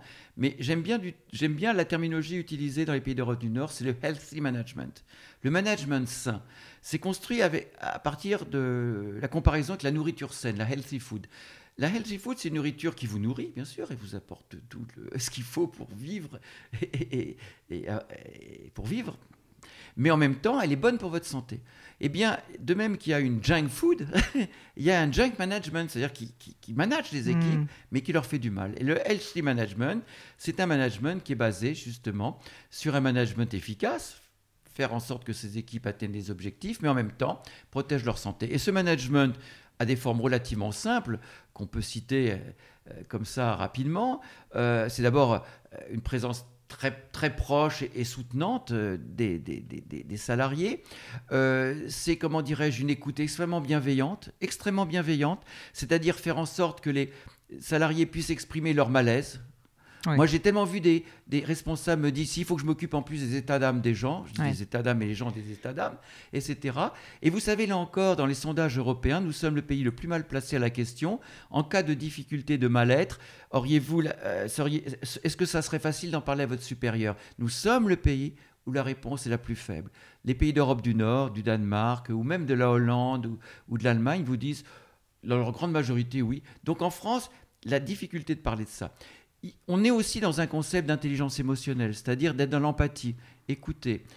On est dans la reconnaissance. La reconnaissance au travail, dans toutes les études sur le malaise des salariés et sur leur stress et sur les risques psychosociaux, puisqu'on est dans ce domaine, c'est-à-dire de prévention des risques pour que les gens craquent au boulot mentalement, eh bien, la reconnaissance est très faiblement appliquée. Là encore, dans les enquêtes européennes, avez-vous le sentiment d'être reconnu au travail? Les gens répondent très mal en France par rapport à d'autres pays. La reconnaissance, c'est évidemment passer autant de temps à dire ce qui va que ce qui ne va pas. Et malheureusement, dès l'école, c'est l'inverse.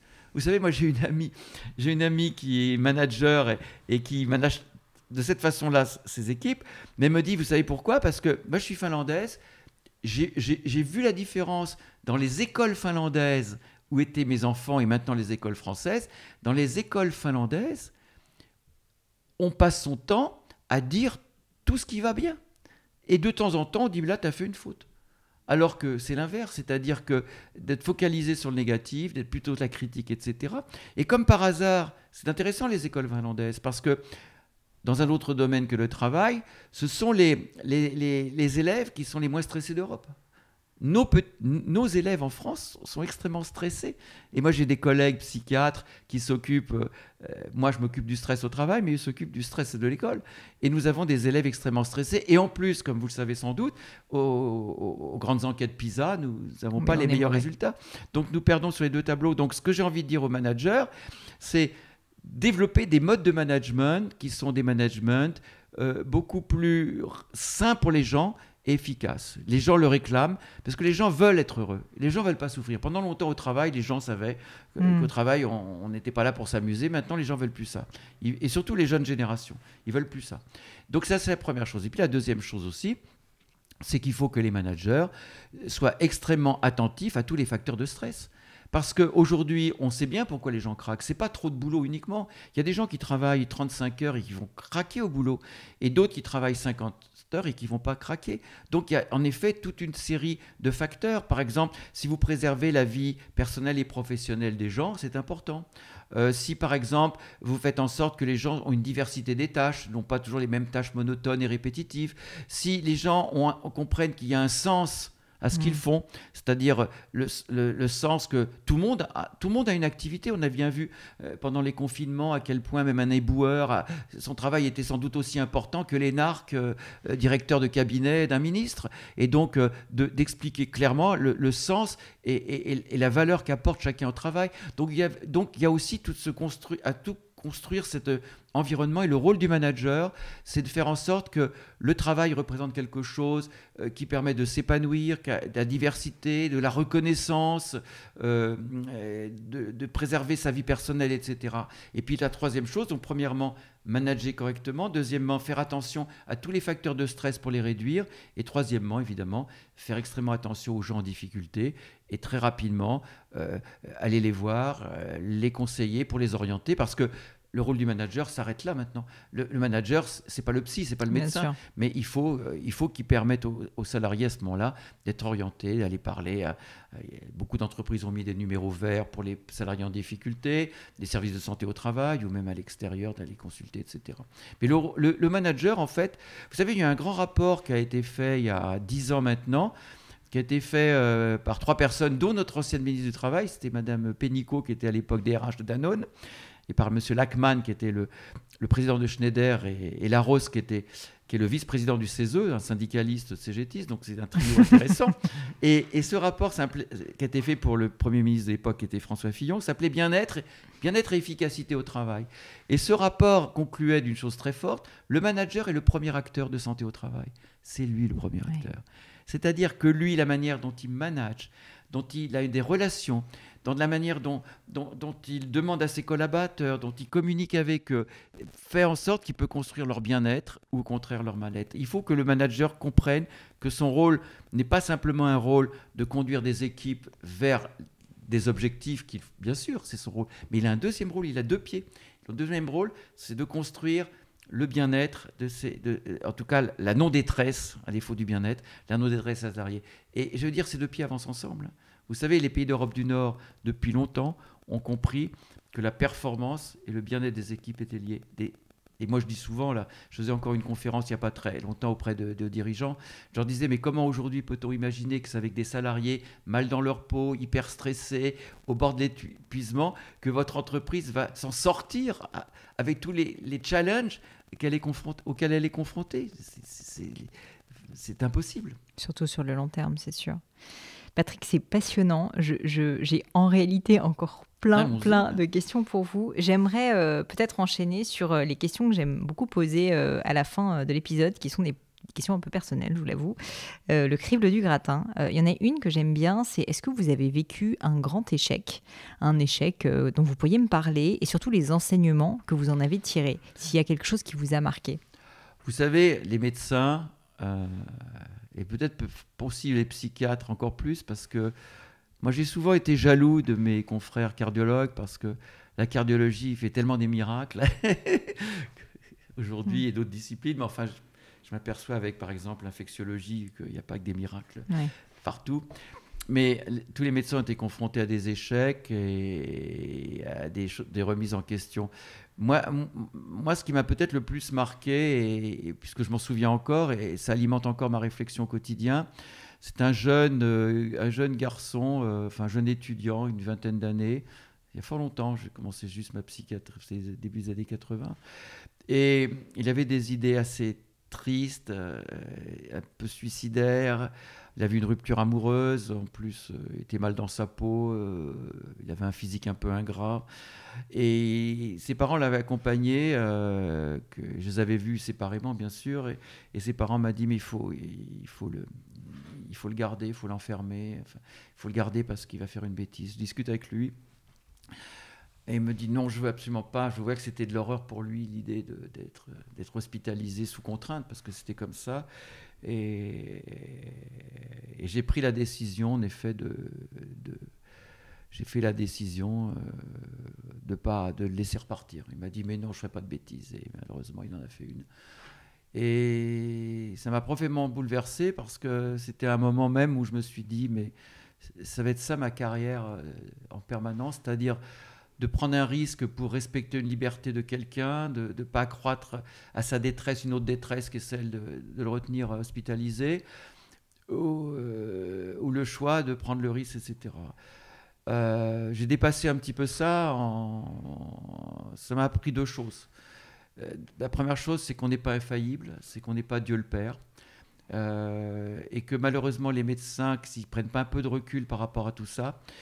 Et la deuxième chose, c'est peut-être un peu dur à dire, mais que la liberté des gens est importante. Et que, évidemment, si j'avais perçu que le risque était là, je n'aurais pas fait comme ça. Mais finalement, je me dis la liberté, c'est important. Voilà, que respecter ça. Mais je peux vous assurer que tout au long de ma carrière, cette espèce d'échec, parce qu'évidemment, je me dis parfois que j'aurais peut-être pu éviter, peut-être, j'en suis pas sûr, et c'est vraiment traumatisant. Et je peux vous dire qu'une expérience comme ça, surtout quand vous l'avez étant un jeune psychiatre, ça remet en question même le choix que vous avez fait. Hein. Vous savez, vous dire est-ce que je suis prêt à affronter ce genre de situation. Voilà, c'est très compliqué. Enfin, voilà, donc, alors, je ne sais pas si ce genre de situation vous grandit, améliore votre pratique, etc. Mais en tout cas, ça vous pousse à vous poser des questions qui dépassent ce qu'il y a dans les manuels de psychiatrie, la science médicale, le traitement des dépressions. Ça interpelle au plus profond de vous-même. Voilà, parce que finalement, la psychiatrie, comme toute discipline médicale et comme toute relation à l'autre, c'est quand même deux êtres humains qui échangent et qui s'influencent l'un l'autre. Merci Patrick pour ce partage. C'était, je dois dire, très touchant et je vous remercie d'avoir accepté de le partager. Une autre question que je voulais vous poser, c'est s'il y avait quelque chose qui était à refaire dans votre vie, dans votre carrière, qu'est-ce que vous referiez aujourd'hui différemment? Les questions ne sont pas faciles. Oui, c'est un peu moi qui suis de l'autre côté. C'est pas le genre de question que je me poserais maintenant. Je sais pas. J'ai peut-être. Je suis un psychiatre, mais en même temps, j'aime bien avancer. Je suis assez actif dans ma vie, dans tout ce que j'ai fait. Et c'est peut-être pour ça que la psychanalyse, je l'ai un peu abandonnée parce que l'œil dans le rétroviseur, je sais que quand on conduit une voiture, il faut avoir l'œil dans le rétroviseur, mais je trouve qu'il vaut mieux avoir l'œil quand même devant et donc j'en suis pas encore là. C'est peut-être un peu prétentieux, mais non, c'est un peu prétentieux, mais je suis assez content d'avoir déchiffré un champ qui n'était pas très abordé. C'est le champ du travail. Je pense que ce que je regrette beaucoup aujourd'hui, alors ce n'est pas des regrets personnels, c'est des regrets politiques et autres, mais c'est que la question du travail est une question importante aujourd'hui, mais qu'elle est abordée uniquement par le problème de l'emploi, c'est-à-dire en avoir ou pas. Et que les pouvoirs publics, à mon avis, font une grave erreur, à savoir que finalement, ne pas se poser la question de ceux qui ont un travail et qui peuvent en souffrir quand même. Voilà. Et pas simplement par peur de le perdre, parce que ce qui est quand même intéressant aujourd'hui, ce qui est à noter aujourd'hui, c'est que le problème de gens qui souffrent au travail est de plus en plus important. Les chiffres le montrent, Santé publique France, les études européennes. Il n'y a pas qu'en France, mais la France surtout. Ça touche aussi des gens qui n'ont pas de menace sur l'emploi. Par exemple, les gens dans le secteur public, les employés de la Poste, ils n'ont pas à craindre pour leur emploi. Alors il y a plein d'entreprises où évidemment avec la crise ils peuvent très bien perdre leur emploi. Donc la souffrance n'est pas que l'apanage des gens sur lesquels pèse une menace de l'emploi. Donc réduire la question du travail à l'emploi me semble réducteur, même si c'est peut-être la première priorité, je suis d'accord. Mais je trouve que c'est ça. Donc mon regret c'est plutôt ça. C'est peut-être que j'aurais aimé ça, c'est m'investir un peu plus politiquement, parce que je m'aperçois que beaucoup de questions qui m'interpellent au niveau de ma pratique de psychiatre ou d'intervenant en entreprise en amont pour construire ce que j'appelle des environnements de travail sains, c'est-à-dire des environnements de travail, des organisations, des managements qui font que les gens sont plutôt bien plutôt que mal. Je me suis dit que peut-être c'était plus au niveau politique. Bon, mais il est encore temps, Patrick, il est encore temps. Est-ce que les politiques ont autant d'influence que ça? J'en suis pas sûr non plus. Ouais, c'est ça. Et puis il faut avoir envie d'autre chose. Comme vous disiez, voilà. ça peut venir aussi des managers. C'est peut-être quelque chose que je regrette, non pas. Les politiques vous le disent quand ils sont un peu sincères. Quand ils sont un peu sincères, ils vous disent qu'ils ont la possibilité, parfois très réduite, de faire passer des idées. Et je pense que la problématique, celle sur laquelle je travaille, est une problématique pas simplement de l'humain, mais aussi de politique. C'est quelque chose que je regrette. Et vous savez, c'est peut-être aussi parce qu'on est un pays particulier, la France, un pays qui a une histoire, une grandeur. On va fêter le bicentenaire de Napoléon, donc la France et tout ça. Et moi, je vois des pays plus petits. Je connais assez bien le Danemark, qui est un pays intéressant, et un petit pays. Et ces gens-là, qu'est-ce qu'ils vous disent? Ils vous disent, c'est bon, un petit pays. Est-ce que c'est nous qui allons éclairer le monde? Même s'ils ont été des grands pays, hein, les Vikings ont dominé quand même à une certaine époque l'Europe, mais bon, aujourd'hui leur rôle est quand même un... Et il me disait finalement quel rôle d'un gouvernement comme le gouvernement danois vis-à-vis de son peuple, et il disait tout simplement, c'est peut-être rendre les gens heureux. J'ai jamais entendu un ministre dire ça, c'est le PIB, la croissance, la grandeur de la France, le message, l'universalité, les droits de l'homme, en sachant bien que c'est du discours souvent d'ailleurs. Mais je veux dire, j'ai jamais entendu un homme politique dire ma mission, c'est de faire que mon peuple soit heureux. Enfin, je veux dire, parce que peut-être que ça fait un peu bisounours, ça fait un peu débile, un peu bébête, mais moi je me serais battu pour ces idées. En disant après tout que les gens soient heureux. Et on sait bien que le bonheur des gens, évidemment, il faut un minimum pour vivre. Mais il y a tellement de gens qui... vous savez, il y a une chose qui m'a toujours frappé. Quand j'allais... Des fois, j'avais des réunions très tôt à la Défense avec des grandes entreprises, etc. Et je sortais du métro. Moi, j'habite le centre, donc la ligne 1 me débarque tout de suite à la Défense, là. Et dès 7h, des fois, j'avais des réunions à 7h30. Il y a des entreprises qui commencent très tôt, hein, l'industrie. Hein.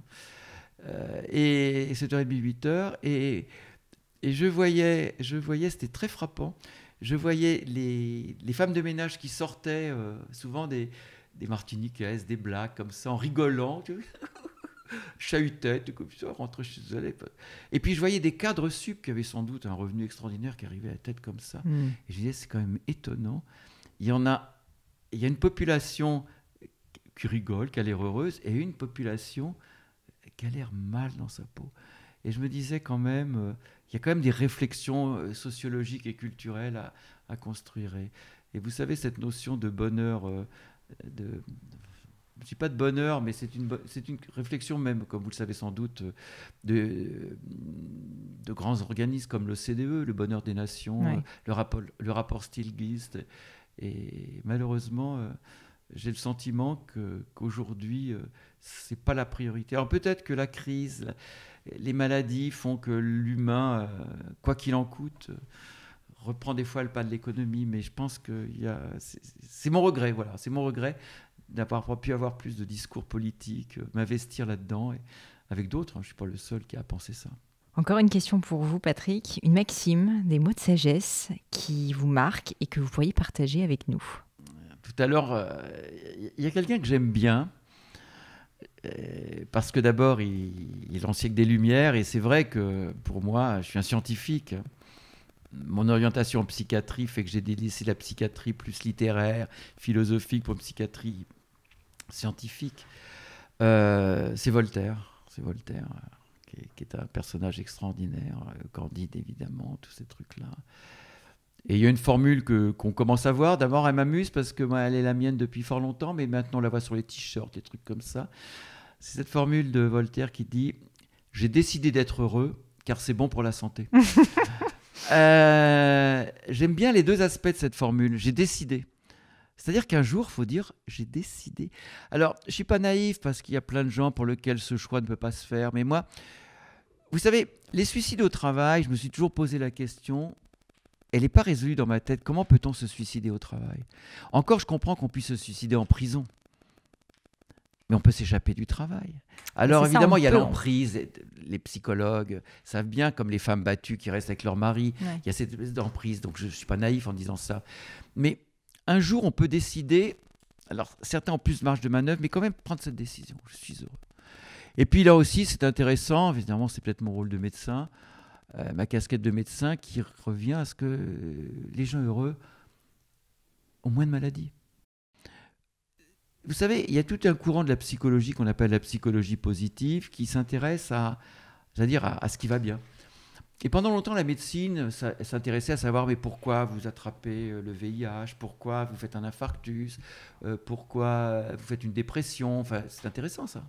Mais maintenant, on se dit, c'est intéressant de savoir pourquoi il y a des gens qui vivent centenaires, pourquoi il y a des gens qui n'ont jamais de maladie, pourquoi tout ça.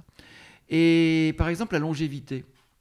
La longévité, moi je me souviens de cette héroïne qui maintenant est un peu ancienne, Madame Calment, qui est notre centenaire, une des premières centenaires qu'on avait visitées dans son EHPAD à l'époque où il n'y avait pas la Covid.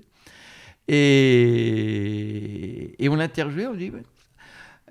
Elle disait en plaisanter, parce qu'elle avait beaucoup d'humour, elle disait « J'ai toujours pris mon petit doigt de Porto le soir ».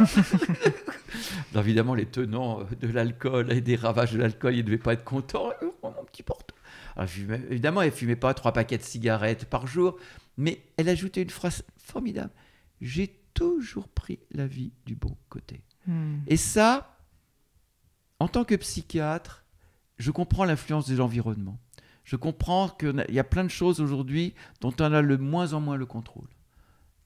Que la liberté individuelle est une notion qui a de plus en plus de faiblesse, non pas simplement au niveau politique, restriction des libertés, lois d'urgence, etc., mais simplement parce que la société est organisée de telle façon que nos marges de manœuvre sont... Mais il faut les chercher. Il faut les chercher et ça se construit. Voilà, c'est tout. Et cette phrase de Voltaire, qui est pour moi un grand monsieur, il a dit plein de choses intéressantes, Voltaire. Et je pense que le siècle des Lumières doit importer. Moi, une des choses... Enfin, les Lumières, pour moi, m'éclairent encore beaucoup dans une époque où l'obscurantisme revient. C'est-à-dire que les opinions étayées sur pas grand-chose... vous savez, quand on lit... Aux États-Unis, c'est encore pire qu'il y a combien, je ne sais pas, il y a combien de gens qui pensent que la Terre est plate, il y a combien de gens qui pensent ça, c'est-à-dire... Et les Lumières ont quand même été une révolution. Et c'est la France qui a porté cette réflexion d'une approche, j'allais dire, rationnelle de l'univers et de l'homme. Voilà. Discernement, mais pas de cynisme. Discernement, mais pas de cynisme. Mais Voltaire a dit plein de choses formidables. Il disait aussi, je ne connais pas par cœur, il disait... Comment peut-on souscrire aussi facilement à des opinions et aussi difficilement aux faits, enfin, de plein de trucs qu'il a fait. Enfin, faut dire. Mais il n'y a pas que Voltaire, hein. Il y a tout Diderot, enfin, toute l'équipe, Alembert, enfin, toute l'équipe des Lumières. Et je pense que ça doit inspirer beaucoup. On m'accuse beaucoup de scientiste parce que même s'il y a beaucoup de débats sur la science qui a des limites... Comme disait Churchill vis-à-vis de la démocratie, à savoir, c'est à défaut d'autre chose, je pense que la science, c'est la pire des choses à défaut de toute autre chose. C'est encore ça sur ce qu'il faut s'appuyer. Ma dernière question, Patrick, c'est est-ce qu'il y a un livre qui, pareil, vous a particulièrement marqué, qui peut-être a fait changer des opinions en vous ? Alors c'est assez intéressant parce que c'est un livre que j'avais lu, je suppose comme plein de gens étant jeunes, qui avait beaucoup marqué, et puis que j'ai relu à la fin de l'année 2019, parce que j'avais lu comme ça dans la presse qu'il y avait une nouvelle traduction française de grande qualité. C'est La Montagne magique de Thomas Mann. Ah. Et la première traduction de la langue allemande, parce que Thomas Mann est un grand écrivain allemand, sans doute un des plus importants du XXe siècle. Et La Montagne magique, j'ai commencé à la lire en octobre, à la relire dans sa nouvelle version, puisque une nouvelle traduction de très grande qualité, enfin toute la presse encensait cette nouvelle traduction. L'ancienne était assez médiocre, je m'en souviens plus, mais enfin. Et je commence à la lire. Ça relate l'histoire d'un jeune Allemand, Hans Castorp, qui visite son cousin dans un sanatorium à Davos. Et il entre dans un univers de gens touchés par un virus, enfin pas un virus, un microbe, parce que c'est une bactérie, c'est la tuberculose, un sanatorium. Et il entre dans un univers de maladie, de torpeur, de silence, de contemplation d'un truc au ralenti. Et c'est intéressant parce que j'ai commencé à lire ça, Et par petits bouts, c'est un vrai pavé, puis je lis pas que ça. Et j'ai prolongé ma lecture pendant le premier confinement. Et j'ai vu beaucoup de similitudes avec cette espèce de relation au temps qui s'arrête, à la maladie qui rôde. Évidemment, c'est pas la même. C'est la tuberculose qui faisait des ravages à l'époque. La phtisie, comme on disait. Et ce livre m'a passionné parce que c'est une relation avec la maladie quand on est médecin. C'est une relation avec la fascination, ce qui est un peu inquiétant, la fascination de la mort, de la vie.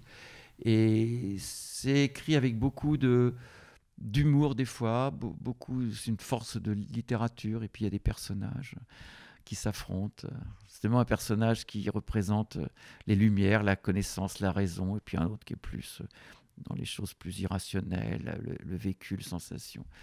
Et j'ai relu avec plus grand plaisir cet ouvrage qui est pour moi, qui m'a le plus interpellé. Voilà. Peut-être en tant que médecin et en tant que de relation dans une période, et j'ai trouvé que vraiment ce qui est décrit, c'est ce que beaucoup de Français ont connu pendant le confinement, c'est-à-dire cette espèce de peur de ce qu'il y a, puis en même temps de ralentissement, de torpeur. Voilà, La montagne magique de Thomas Mann. Ça sera mis dans les notes. Très bel ouvrage. Patrick, je vous remercie 1000 fois pour tout ce que vous avez pu nous partager avec nous. Si jamais on veut continuer la discussion, si jamais on veut vous suivre sur les réseaux sociaux, éventuellement pouvoir vous contacter dans le cadre de conférences, etc., parce que j'ai beaucoup d'auditeurs du Gratin qui travaillent dans des grands groupes et qui seraient peut-être intéressés, où est-ce qu'on peut le faire ? Je suis sur LinkedIn, mais je n'ai pas d'autres réseaux sociaux. Très bien. Je mettrai le lien dans ce cas vers votre LinkedIn. D'accord. Et puis, je vous remercie 1000 fois pour votre temps. D'accord. Je trouve que les réseaux sociaux sont une chose formidable en ce moment, je trouve, personnellement. On le critique beaucoup, mais je trouve que dans une société où les relations humaines sont un peu détériorées, elles peuvent reconstruire, mais attention, elles peuvent le reconstruire mal. Mais pourquoi pas, LinkedIn, ouais. En tout cas, pas dans l'excès. Vous savez, il y a un adage médical, comme pour ce qui s'applique à LinkedIn, qui s'applique au stress, qui s'applique à tout. C'est la dose qui fait le poison. Et les médecins connaissent par cœur cet adage. C'est la dose qui fait le poison. Comme tout. Bien, messieurs, dames, comme pour tout. Le poison n'est pas dans la substance elle-même, c'est la dose qui fait le poison. Et ça, je crois que c'est Hippocrate qui le disait. Voilà aussi, j'aurais pu citer Hippocrate. Ça fait un peu vieillot. Déjà, Thomas Mann, les jeunes générations me disent « Oh là là, ce vieux psychiatre qui nous cite des œuvres d'il y a un siècle. » Parce que ça a été quasiment écrit maintenant, parce que je crois qu'il a terminé La montagne magique en 1922 ou 23, donc ça fait juste un siècle. Donc vraiment, donner des références, je me suis dit, il faut peut-être donner des références de la dernière décennie. Et encore, la dernière décennie, c'est vieillot. C'est parfait, c'est absolument parfait, et en plus de circonstances. Oui, j'ai trouvé que le hasard a fait en effet que j'ai commencé à lire La montagne magique, à relire La montagne magique, j'avais complètement oublié. À un moment, on ne parlait pas de ça, et d'un seul coup, je me disais, mais c'est un livre d'actualité en tout cas. Merci Patrick. Merci.